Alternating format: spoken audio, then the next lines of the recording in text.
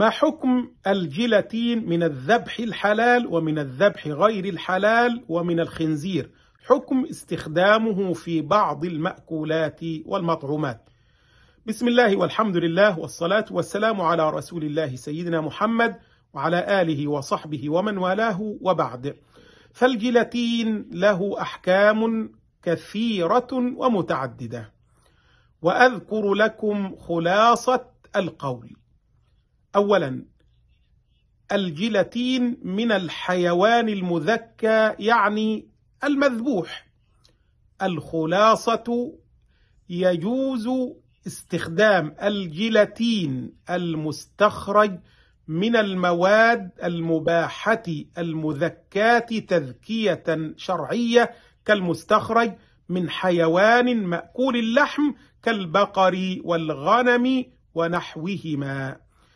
ثانيا، الجيلاتين من الذبح غير الحلال، كما يحدث هنا. مثلا مادة الجيلاتين المستخرجة من حيوان مأكول اللحم لكنه غير مذكى ذكاة شرعية، فإن تمت معالجتها، يعني المادة، حتى تحولت إلى مادة أخرى وهو ما يسمونه بالاستحالة، وذلك قبل إضافتها إلى المأكولات أو الكريمات، فإن الراجح من أقوال أهل العلم أنها تطهر ويجوز استعمالها. أما إذا لم تحصل المعالجة أو حصلت لكنها لم تتحول إلى مادة أخرى، فإنها تبقى على أصلها وهو النجاسة. ثالثا، الجيلاتين المستخرج من شحم الخنزير، وهو مشهور. في المسألة قولان: رأى بعض الفقهاء بأن الاستحالة تحكم بطهارة المادة التي تحولت، فيحل أكلها واستخدامها مطلقا.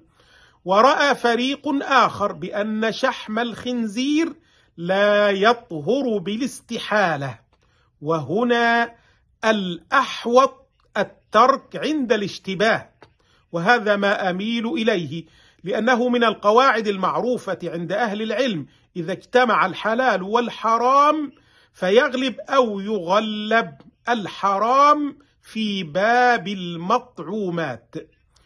إذن خلاصة القول أن الجيلاتين المستخرج من شحم الخنزير الأولى تركه. أما أخيرا، بالنسبة للجيلاتين في بعض الأدوية، الجيلاتين في الأدوية أيا كان مصدره تنطبق عليه قاعدة الضرورات التي تبيح المحظورات، والاضطرار يرفع الإثم شريطة ألا يجد البديل الحلال. هذا والله تعالى أعلى وأعلم، والسلام عليكم ورحمة الله وبركاته.